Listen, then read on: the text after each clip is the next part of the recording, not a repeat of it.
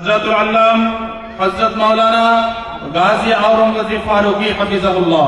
حضرت العلام حضرت مولانا غازی اورنگزیب فاروقی حفظہ اللہ ابھی ہمارے سامنے قیمتی بیان و خطاب فرمائیں گے. پاکستان سے آنے والا ہے حضرت العلام حضرت مولانا غازی اورنگزیب فاروقی حفظہ اللہ.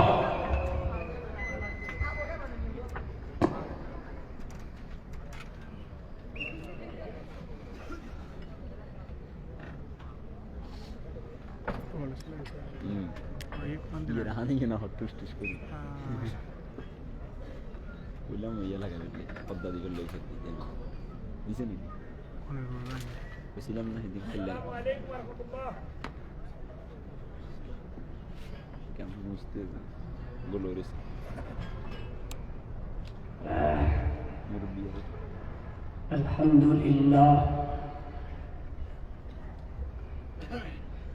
الحمد لله نحمده ونستعينه ونستغفره ونؤمن به ونتوكل عليه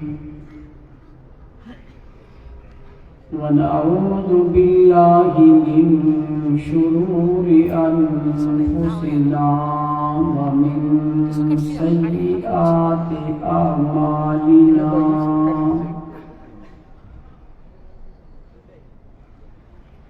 من يهده الله فلا مضل له ومن يضلله فلا هادي له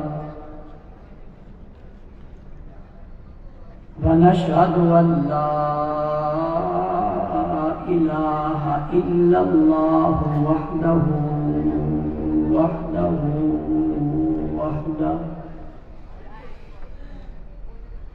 ونشهد أن سيدنا ومولانا محمدا عبده ورسوله. أما بعد فأعوذ بالله من الشيطان الرجيم.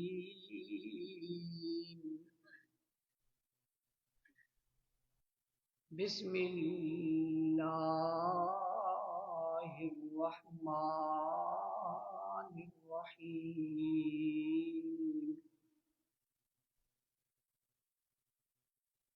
والعصر إن الإنسان لفي خسر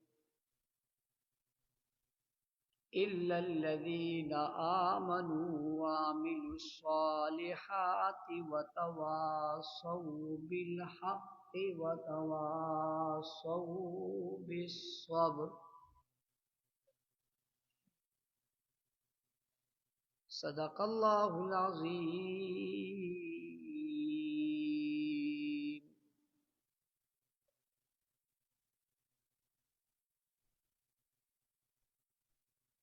حاضرین مکرم،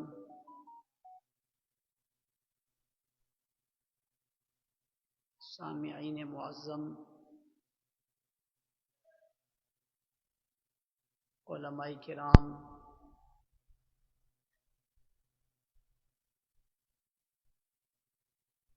علاقہ کے ہر دل عزیز دوستوں، ساتھیوں اور بزرگوں،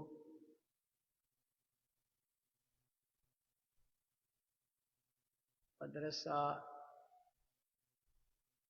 ادارۃ العلوم رشیدیہ کے سالانہ اجتماع میں آپ کے بغدادیہ ہائی اسکول میدان میں آپ حضرات سے مخاطب ہونے کی سعادت حاصل کر رہا ہوں. جامعہ کے محتمم حضرت مولانا عبداللہ صاحب، جملہ تمامی اساتذہ کرام، اور جامعہ کے معاونین اور منتظمین سبھی مبارکباد کے مستحق ہیں۔ اللہ تعالی ان کی تمام تر کوششوں اور کاوشوں کو اپنی بارگاہ میں قبول فرمائے۔ کافی دیر سے آپ علماء کرام کے بیانات سماعت فرما رہے ہیں، اور ان میں سے اکثریت ان کی ہے جنہوں نے آپ کو آپ کی اپنی بنگلہ زبان میں گفتگو کی، اور آپ نے اسے بہت اچھے طریقے سے سمجھا۔ ایک تو بہت دیر بیٹھے بیٹھے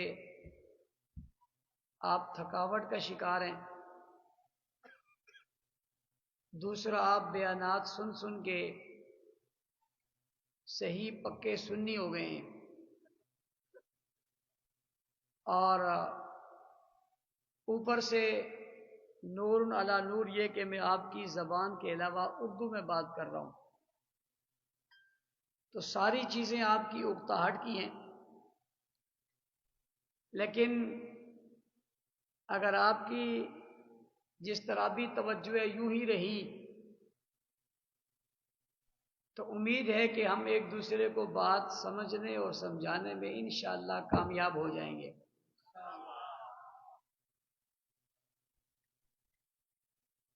اس بات کا مجھے علم ہے کہ آپ سبھی میری زبان نہیں سمجھیں گے، لیکن اس بات کا مجھے یقین ہے کہ آپ میرے دل کا درد ضرور سمجھیں گے، اور وہ سمجھنے کے لیے کوئی زبان کا سمجھنا ضروری نہیں ہوتا، وہ سمجھنے کے لیے تو انداز ہی سمجھ میں آ جاتا ہے۔ میں چونکہ آج دن میں میرے خیال سے چوتھی تقریر ہے، پانچویں، اور شب بھر میں سفر بھی اور تقاریر بھی، یہ مستقل ایک عنوان ہے، اور میں اس وقت چونکہ کافی سارا گفتگو کا سلسلہ پچھلے جلسوں میں کر رہا ہوں، اب آپ دعا کریں کہ اللہ تعالیٰ مجھے توفیق دے میں یہاں بھی کر لوں، اس لیے کہ انسان اور مشین میں فرق ہے۔ کہو سبحان اللہ۔ ٹیپ ریکارڈ اور مشین کو صرف بٹن دبانا ہوتا ہے، بندے کو تو خود بولنا ہوتا ہے۔ لیکن یہ میں اپنے میزبانوں کی کرم نوازی سمجھتا ہوں حقیقت میں، کہ وہ چاہتے ہیں زیادہ سے زیادہ بات پہنچ سکے، اور میرا اپنا مزاج بھی یہ ہے کہ اپنی بات زیادہ لوگوں تک پہنچائی جائے۔ انشاءاللہ العزیز ہماری پہلی ملاقاتیں، کچھ ملاقاتیں اور ہو جائیں گی تو آپ کو اردو سمجھ میں آ جائے گی، مجھے بنگلہ سمجھ میں آ جائے گی۔ میں نے قرآن مجید فرقان حمید کی ایک چھوٹی سورت تلاوت کی، جو قرآن کریم کی چھوٹی سورتوں میں سے ایک ہے، جس میں اللہ تعالیٰ نے قسم کھائی ہے زمانے کی، فرمایا والعصر، زمانے کی قسم، ان الانسان لفی خسر، سب انسان ناکام ہیں، سب انسان ناکام ہیں۔ یہ وہ کہہ رہا ہے جس نے قرآن کریم کو نازل کیا، زمانے کی قسم انسان خسارے میں ہے۔ زمانہ کون سا ہے؟ جس زمانے کی قسم کھائی ہے یہ زمانہ کون سا ہے؟ یہ دور کون سا ہے؟ یہ زمانہ اور دور حضور کا زمانہ ہے، اور دنیا میں سب سے بہترین زمانہ بھی حضور کا ہے۔ حضور اکرم صلی اللہ علیہ وسلم نے ارشاد فرمایا، خیر القرون قرنی، سب سے بہتر زمانہ میرا ہے، ثم الذین یلونہم، ثم الذین یلونہم، پھر اس سے ملنے والا زمانہ، اور جب آپ کہتے ہیں خیر القرونی قرنی، تو قرنی سے کیا مراد ہے؟ قرنی میں سے کاف ابو بکر صدیق کا آخری حرف ہے، را عمر کا آخری حرف ہے، نون عثمان کا آخری حرف ہے، اور یا علی کا آخری حرف ہے۔ قرنی خلافت راشدہ کا زمانہ، حضور کا زمانہ ہے۔ اور صحابی جب تک دنیا میں موجود ہیں، اس صحابی کے زمانے تک حضور کا زمانہ ہے۔ ثم الذین یلونہم، ثم الذین یلونہم، پھر تابعین کا زمانہ اور تبع تابعین کا زمانہ۔ پہلے قرنی سے جو میں نے اشارہ کیا، یہ خلافت راشدہ کی طرف اشارہ ہے کہ ابو بکر صدیق کی صدیق میں قاف اور عمر کی عمر میں را اور عثمان کی عثمان میں نون اور علی کی لفظ علی میں یا، یہ حضور کا زمانہ ہے اور یہی قرنی ہے۔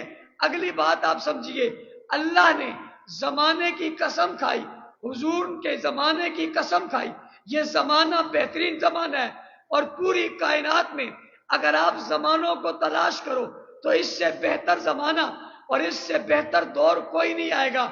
یہ زمانہ بہتر کیوں ہے اور یہ دور قیمتی کیوں ہے اور یہ دور اعلیٰ کیوں ہے؟ اس کی وجہ یہ ہے کہ اس دور میں وہ شخص ہے جو امام الانبیاء ہے، اس دور میں وہ شخص ہے جو کائنات کا سردار ہے، اس دور میں وہ شخص ہے جو حسن کائنات ہے، اس دور میں وہ شخص ہے جو ساری کائنات کا مقصود، مطلوب، فخر، عزت اور عظمت ہے۔ اس سے بڑا نبی کوئی نہیں ہے، اس سے بڑا رسول کوئی نہیں ہے، جس کے بارے میں شاعر نے کہا لا یمکن الثناء کما کان حقہ بعد از خدا، بزرگ تو ہی قصہ مختصر، لا یمکن الثناء کما کان حقہ بعد از خدا، بزرگ تو ہی قصہ مختصر۔ تیری حمد و ثنا ہم بیان کریں اور اس کا حق ادا کریں، یہ نہیں ہو سکتا، بس بعد از خدا، بزرگ تو ہی۔ اس کائنات میں خدا کے بعد سب سے بڑا درجہ اور سب سے بڑا رتبہ اور سب سے بڑا مقام حضور کا ہے۔ تو جس دور میں حضور ہے، یہ دور زمانے کا سب سے بہترین دور ہے۔ اور اس کو سمجھانے کے لیے ایک بات اور سمجھاؤں۔ کچھ لوگ کہتے ہیں کہ بیت اللہ زیادہ عظمت والا ہے یا مسجد نبوی زیادہ عظمت والی ہے؟ بیت اللہ زیادہ عظمت والا ہے یا مسجد نبوی زیادہ عظمت والی ہے؟ تو کچھ لوگوں کا کہنا یہ ہے کہ بیت اللہ عظمت والا ہے اور وہ اللہ کا گھر ہے، اور کچھ لوگوں کا کہنا نہیں، بیت اللہ سے زیادہ مسجد نبوی عظمت والی ہے۔ دلیل کیا ہے؟ انہوں نے کہا دلیل یہ ہے کہ بیت اللہ میں صرف اللہ ہے اور مدینہ میں اللہ بھی ہے اور رسول اللہ بھی ہے۔ کہو سبحان اللہ، کہو سبحان اللہ۔ اللہ بھی ہے، اللہ تو ہر جگہ ہے نا، اللہ تو ہر جگہ ہے۔ حضور تو مدینہ میں، تو مدینہ کی وہ جگہ جہاں پر حضور ہیں وہ کتنی اعلیٰ ہے، کتنی مکرم ہے، یہاں اللہ بھی ملتا ہے، رسول اللہ بھی ملتے ہیں۔ اور اگر آپ کی توجہ میری طرف ہو تو میں آپ کی توجہ کا سہارا لیتے ہوئے ایک نقطہ آپ کو اور دیتا چلوں، جہاں اللہ بھی ہیں، جہاں رسول اللہ بھی ہیں، ذرا غور کرو، ذرا سوچو، ذرا فکر کرو، وہ جگہ کس کی ہے، وہ مکان کس کا ہے، وہ مقام کس کا ہے؟ تو کہنے والے کہتے ہیں یہ جگہ تو جنت ہے، اس لیے کہ حضور نے فرمایا ما بین بیتی و منبری روضۃ من ریاض الجنہ، یہ حضور کا حجرہ اور جناب حضور کے محراب تک، منبر تک یہ جنت ہے۔ میں نے کہا کیسے جنت ہے؟ کہا اس کو حضور نے جنت کہا ہے، ما بین بیتی و منبری روضۃ من ریاض الجنہ۔ میں نے کہا جس کو تم نے جنت کہا یہ مسجد نبوی ہے، اور جہاں پر حضور ہیں وہ بھی جنت ہے، اور حضور جہاں رہتے ہیں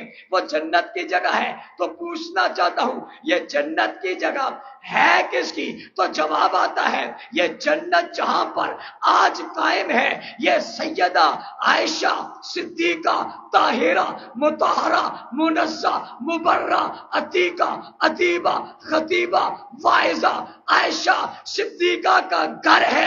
میں نے کہا پھر مجھے کہنے دو ابو بکر کی بیٹی کی عظمت کتنی ہے کہ اللہ نے اس جگہ کو جنت میں شامل نہیں کیا بلکہ جنت کو حجرے میں شامل کر دیا۔ جنت کو لا حجرے میں شامل کر دیا اور اس جگہ کو جنت بنا دیا اور جنت بلا کر اپنے محبوب کو اس جنت میں سلا دیا۔ سب سے بہترین زمانہ حضور کا زمانہ ہے، حضور سے برتر دنیا میں کوئی نہیں ہے۔ اللہ نے اس زمانے کی قسم کھائی، اس کو اہمیت بتانے کے بعد آگے سمجھیے، وقت زیادہ نہیں لینا چاہتا۔ والعصر ان الانسان لفی خسر، انسان خسارے میں ہے، سبھی خسارے میں ہیں، دولت والے خسارے میں ہیں، شہرت والے خسارے میں ہیں، حکومت والے خسارے میں ہیں، اقتدار والے خسارے میں ہیں، اولاد والے خسارے میں ہیں، مال والے خسارے میں ہیں، کائنات میں مقام بنانے والے خسارے میں ہیں۔ اللہ سبھی خسارے میں ہیں۔ پھر کامیاب کون ہے؟ پھر کامران کون ہے؟ پھر اعلیٰ کون ہے؟ پھر منزل کس کو ملی ہے؟ پھر اچھا کس کو کہے؟ پھر برتر کس کو کہے؟ پھر بالا کس کو کہے؟ قرآن کریم استثناء کر رہا ہے اور استثناء کر کے بتا رہا ہے، والعصر ان الانسان لفی خسر، زمانے کی قسم سارے انسان خسارے میں ہیں، الا الذین آمنوا، مگر وہ لوگ جو ایمان لائے وہ خسارے میں نہیں ہیں، وہ کامیاب ہیں۔ الا الذین آمنوا، سب سے پہلے ایمان ہے، پھر عامل الصالحات بھی ہے، وتواصوا بالحق بھی ہے، وتواصوا بالصبر بھی ہے، لیکن میں عامل الصالحات پہ بھی بحث نہیں کرنا چاہتا، وتواصوا بالحق اور وتواصوا بالصبر بھی نہیں بتانا چاہتا، میں صرف ایمان کی بات بتانا چاہتا ہوں کہ کامیاب صرف ایمان ہے۔ اور اگلی بات سمجھنا، ایمان دولت ہے، ایمان سب سے بڑی دولت ہے، ایمان سے بڑھ کر کوئی دولت نہیں ہے۔ ایمان کی وجہ سے اللہ دنیا میں آخرت میں کامیابی دیتے ہیں۔ جس کے پاس ایمان ہے وہ کامیاب ہے، جس کے پاس نہیں وہ ناکام ہے۔ اس کا مطلب یہ ہوا کہ ایمان دولت سے زیادہ قیمتی ہے، ایمان مال سے زیادہ قیمتی ہے، ایمان اقتدار سے زیادہ قیمتی ہے، ایمان حکومت سے زیادہ قیمتی ہے، ایمان اعزاز سے زیادہ قیمتی ہے، ایمان دنیا کے تمغوں سے زیادہ قیمتی ہے، ایمان بادشاہت سے زیادہ قیمتی ہے، ایمان سالاری سے زیادہ قیمتی ہے، ایمان سپا سالاری سے بھی زیادہ قیمتی ہے، ایمان دنیا کی تمام عزتوں سے زیادہ قیمتی ہے، ایمان زمین اور آسمان سے زیادہ قیمتی ہے۔ اور ساتھ یہ بھی سمجھنا کہ ایمان وہ کیفیت ہے جو ہر کسی کو نصیب نہیں ہوتی، اللہ جسے چاہتا ہے اس ایمان سے نواز دیتا ہے اور اس ایمان سے مالا مال کرتا ہے، جسے اللہ چاہتا ہے اس کے دل میں ایمان دیتا ہے۔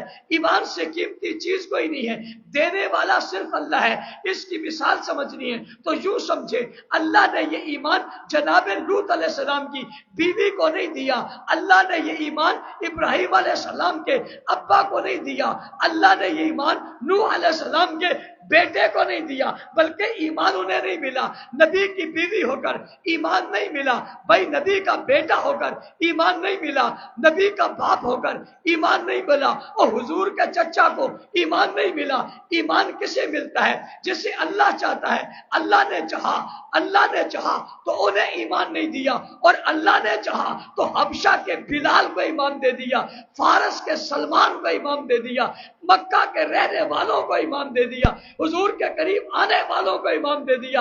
اور بنگلہ دیش کے لوگوں خوش ہو جاؤ، مسرت سے جھوم جاؤ، اللہ نے ایمان نہیں دیا تو انہیں نہیں دیا، اللہ نے ایمان دیا تو مجھے دے دیا، آپ کو دے دیا، گناہگاروں کو دے دیا، اس زمانے کے لوگوں کو دے دیا، اس زمانے کے لوگوں تک پہنچا دیا۔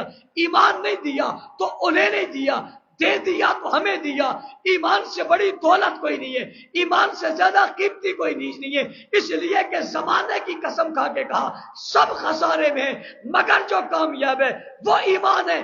پتا چلا دنیا کی سب سے بڑی دولت کا نام ہی ایمان ہے۔ کیا نام ہے؟ قرآن نے کہا انکا لا تہدی من احببت ولکن اللہ یہدی من یشاء۔ محبوب جسے آپ چاہے اسے بھی نہیں ملتا، یہ اسے ملتا ہے جسے میں دیتا ہوں۔ کہو سبحان اللہ۔ اب میں آپ سے پوچھتا ہوں، آپ کے پاس ایمان ہے یا نہیں ہے؟ یہ دولت ہے یا نہیں ہے؟ یہ سب سے اہم ہے یا نہیں ہے؟ یہ سب سے قیمتی ہے یا نہیں ہے؟ دنیا کی سب سے بڑی نعمتوں میں سے نعمت ہے یا نہیں ہے؟ آپ کہتے ہو نعمت ہے، آپ کہتے ہو قیمتی ہے، آپ کہتے ہو سب سے زیادہ اس کی اہمیت ہے۔ قرآن نے بھی کہا، زمانے کی قسم کھا کے بھی کہا، ایمان کی استثناء کر کے بھی کہا کہ اس کے علاوہ کوئی کامیاب نہیں ہے۔ اگر دولت سے کوئی کامیاب ہوتا تو فرعون ہو جاتا، نمرود ہو جاتا، شداد ہو جاتا، ابو جہل ہو جاتا، عتبہ ہو جاتا، شیبہ ہو جاتا، لیکن کوئی اس سے کامیاب نہیں ہوا۔ کامیاب تو ایمان سے ہوا۔ اور اس کی کیفیت دیکھے، حضور جب معراج پر گئے، آپ نے آسمانوں کی سیر کی تو آپ کو گھومتے گھومتے قدموں کی آہٹ سنائی دی۔ آپ نے جبرائیل سے پوچھا، جبرائیل ایک تو ہے ایک میں ہوں، یہ تو بتا یہ قدموں کی آہٹ کہاں سے سنائی دے رہی ہے؟ تو جبرائیل نے جواب میں کہا، آقا آپ کا ایک امتی ہے، رنگ کا کالا ہے اور اونٹ موٹے موٹے ہیں، گلے میں غلامی کا توق ہے، گھومتا مکہ کی زمین پر ہے اور قدموں کی آہٹ جنت میں سنائی دیتی ہے۔ وجہ کیا ہے؟ وجہ ایمان ہے، وجہ ایمان ہے۔ بنگلہ دیش کے لوگوں سوچو ذرا، یہ ایمان مجھ اور آپ تک اتنی قیمتی چیز کس کے ذریعے پہنچی؟ حضور علیہ السلام نے اس ایمان کی دعوت اصحاب رسول کے سامنے رکھی ہے۔ صحابہ نے حضور کے سامنے ایمان کو قبول کیا۔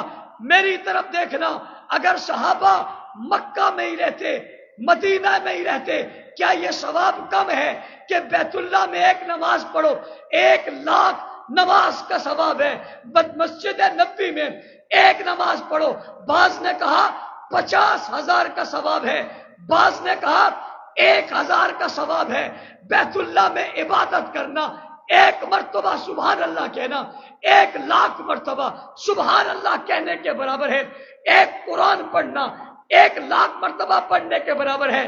مسجد نبوی کے مینارے دیکھنا، منبر دیکھنا، گلیاں دیکھنا، اس شہر میں رہنا، روزے مبارکہ پہ سلام پیش کرنا کتنا بڑا کام ہے۔ وہی حدیث پڑھاتے، وہی قرآن پڑھاتے، وہی تبلیغ کرتے۔ انہیں کیا ہوا تھا؟ انہوں نے مکہ چھوڑ دیا، مدینہ چھوڑ دیا، انہوں نے قصبوں کا رخ کیا، شہروں کا رخ کیا، علاقوں کا رخ کیا، بستیوں کا رخ کیا۔ انہیں کیا ہو گیا؟ کس غم نے کھا لیا؟ کس غم نے دل میں کون سی اداسی آ گئی کہ بچے چھوڑ دیے، بیویاں چھوڑ دی، خاندان چھوڑ دیا، بیت اللہ کو چھوڑ دیا، طواف کو چھوڑ دیا، مطاف کو چھوڑ دیا، مزدلفہ کو چھوڑ دیا، صفا مروہ کو چھوڑ دیا، مقدس مقامات کو چھوڑا، مقدس جگہوں کو چھوڑا۔ پوچھنے والا پوچھتا ہے کہاں جا رہے ہو؟ کس طرف کو جا رہے ہو؟ وہ رخ لے کر اٹھ کھڑے ہوئے، پھر کہاں گئے؟ نہ انہوں نے کوئی دریا چھوڑا، نہ سمندر چھوڑا، نہ بازار چھوڑا، نہ قصبہ چھوڑا، نہ علاقہ چھوڑا، دنیا کے خطوں میں گھومتے چلے گئے۔ میں دنیا میں صحابہ کی قبروں کو تلاش کرنے لگتا ہوں، 1,25,000 صحابہ میں سے 10,000 کی قبریں مدینہ میں ملتی ہیں، کچھ کی مکہ میں ملتی ہیں۔ بابا یہ 10,000 یہاں پر ہیں تو باقی کہاں ہیں؟ کہنے والے نے کہا کوئی شام میں ہے، کوئی عراق میں ہے، کوئی اردن میں ہے، کوئی لبنان میں ہے، کوئی مکہ مدینہ سے باہر کے دیہاتوں میں ہے، کوئی چائنا میں ہے، کوئی افغانستان میں ہے، کوئی پاکستان میں ہے، کوئی ہندوستان میں ہے۔ میں نے کہا اتنے لمبے سفر کیسے اختیار کیے؟ پل کیسے کراس کیے؟ رستے کیسے کراس کیے؟ سمندروں پہ کیسے گئے؟ دریاؤں پہ کیسے گئے؟ پہاڑوں پہ کیسے گئے؟ وجہ کیا تھی؟ کہنے والا کہتا ہے وجہ یہ تھی کہ ان کے پاس ایک چیز امانت تھی، اس امانت کا نام ایمان تھا۔ اس ایمان کی حالت کو، اس ایمان کی امانت کو اگر مدینہ میں رہتے، مکہ میں رہتے، خود تو اعزاز لے لیتے، خود تو عزتیں لیتے، مگر یہ عظمت کی باتیں، ایمان کی یہ دولت دنیا تک کیسے پہنچتی؟ عالم تک کیسے پہنچتی؟ نبی کسی نے آنا نہیں ہے، رسول کسی نے بننا نہیں ہے۔ حضور نے فرما دیا انا خاتم النبیین لا نبی بعدی، میں آخری نبی ہوں، میرے بعد نبی کوئی نہیں ہے۔ اگر وہ مکہ مدینہ میں رہے دنیا میں دین کیسے پہنچے گا؟ سلام ہے صحابہ تمہیں، عظمت ہے صحابہ تمہاری، قربان ہم تمہارے قدموں پر، تمہاری عزتوں پر، تمہاری عظمتوں پر، تمہاری محنت پر، تمہارے نکلنے پر، تمہارے دین پر، تمہارے کاز پر، تمہارے پیغام پر ہم سب کے لاکھوں سلام ہو۔ بنگلہ دیش کی عوام تمہیں سلام کر رہی ہے، دنیا کے لوگ تمہیں سلام کر رہے ہیں۔ ایمان کو پہنچانے کے لیے تم گلی گلی نکلے، کریا کریا نکلے، عالم تک پہنچے، اور پہنچ کر آج میرے تیرے پاس اگر یہ دولت ہے، اس دولت کی ایک ہی وجہ ہے، جو دولت رسول سے لے کر ہم تک پہنچائی ہے، اس وجہ کو، اس طبقے کو ساری دنیا ایک ہی نعرہ دیتی ہے، اور اس نعرے کا نام ہے صحابہ۔ صحابہ اونچی صفائی بولو، جورا بولو، صحابہ۔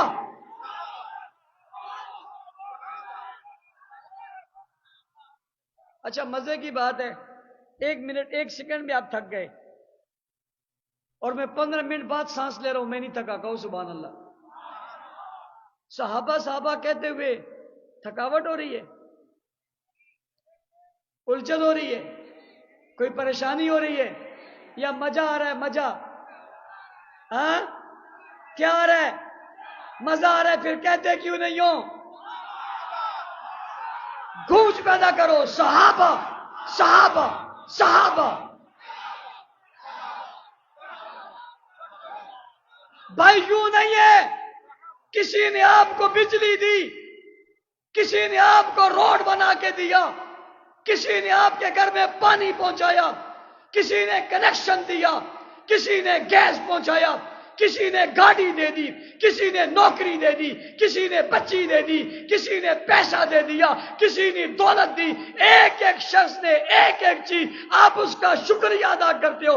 صحابہ کتنے بڑے محسن ہیں، قرآن انہوں نے دیا، ایمان ان کے ذریعے آیا، اسلام ان کے ذریعے آیا، توحید ان کے ذریعے آئی، رسالت کا سبق ان کے ذریعے سے ملا، سچائی ان کے ذریعے سے ملی، ایمان کی کیفیت ان کے ذریعے سے ملی، جنت کی بات ان کے ذریعے سے ملی، جہنم کی بات ان کے ذریعے سے ملی، سچ کا فرمان ان کے ذریعے سے ملا، حق کی بات ان کے ذریعے سے ملی، اطاعت کی بات ان کے ذریعے سے ملی، عزتوں کی باتیں ان کے ذریعے سے ملی، کرم کی باتیں ان کے ذریعے سے ملی، اور جس کے ذریعے سے تمہیں ایک چیز ملے اسے محسن سمجھتے ہو، جس کے ذریعے سے دنیا کی سب سے بہترین چیز ملے، کیا وہ محسن نہیں ہے؟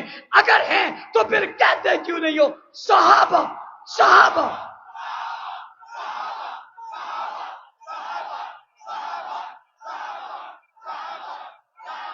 جزاک اللہ۔ ہمیں پتا چلا دولت ایمانی ہم تک صحابہ نے پہنچائی، ان کے علاوہ کوئی اور نہیں ہے، اس لیے ہمیں صحابہ جانوں سے زیادہ عزیز ہیں، ہمیں صحابہ عزتوں سے زیادہ عزیز ہیں، ہمیں صحابہ اولادوں سے زیادہ عزیز ہیں، ہمیں صحابہ زمینوں سے زیادہ عزیز ہیں، ہمیں صحابہ جائیداد سے زیادہ عزیز ہیں، ہمیں صحابہ اپنی ذات سے زیادہ عزیز ہیں، منصب سے زیادہ عزیز ہیں۔ ہم ایک بار نہیں 100 بار صحابہ کی عزتوں پہ قربان ہو جائیں گے، مگر صحابہ کے در کا پہرا نہیں چھوڑیں گے انشاءاللہ۔ پہرے دو گے، پہرہ داری کرو گے، مدح صحابہ کرو گے، دفاع صحابہ کرو گے۔ اگر آپ نے یہ عزم کیا، پھر مجھے کہنے دو، ارادے جن کے پختہ ہوں، نظر جن کی خدا پر ہو، تلا تم خیز موجوں سے وہ گھبرایا نہیں کرتے، کوئی دنیا کی طاقت ہمیں صحابہ کی مدح اور دفاع سے نہیں روک سکتی۔ آپ سے کہتا ہوں، اپنے بچوں کے نام صحابہ کے نام پہ رکھو گے، اولادوں کے نام صحابہ کے نام پہ رکھو گے، صحابہ کے تذکر اپنے گھروں میں کرو گے، دین اسلام کے ساتھ وابستہ رہو گے، صحابہ کی مدح سرائی ہر جگہ کرو گے، چوکوں کے نام، بازاروں کے نام، گلیوں کے نام، محلوں کے نام صحابہ کے نام پہ رکھو گے، تاکہ دیش میں کوئی کدھر سے بھی داخل ہو اسے ہر طرف ابو بکر، عمر، عثمان و حیدر، حسن و حسین اور معاویہ کے نام لکھے ہوئے نظر آئیں، اسے پتا چلے بنگلہ دیش کسی اور کا نہیں، صحابہ کے غلاموں کا ملک ہے۔ کس کا ملک ہے؟ صحابہ کے غلاموں کا ملک ہے۔ یہ آواز انشاءاللہ دنیا تک پہنچے گی۔ اللہ تعالی ہم سب کا حامی و ناصر ہو، اس ادارے کو، منتظمین کو اللہ جزائے خیر دے. وآخر دعوانا الحمدللہ رب العالمین. الحمدللہ رب العالمین والعاقبۃ للمتقین والصلاۃ والسلام علی رسول محمد النبی امی وآلہ وصحبہ اجمعین.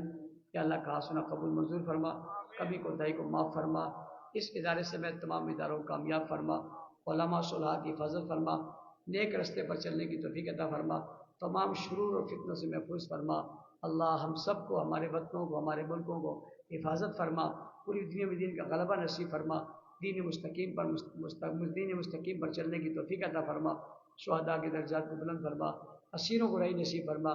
جن جن لوگوں نے دعاؤں کی درخواست کی وہ بیمار ہیں یا ان کے گھر والے بیمار ہیں، اللہ سب کو صحت کامل عاجلہ مستمر نصیب فرما. ہمارے ایک دوست نے دعا کا کہا، اس کی اہلیہ بیمار ہے، اللہ تعالیٰ سے صحت عطا فرما. ہم سب کے والدین، اعزہ اقربا، دوست احباب، اساتذہ، علماء جو دنیا سے رخصت، سب کی مغفرت فرما اور سب کے درجات کو بلند فرما. آمین برحمتک.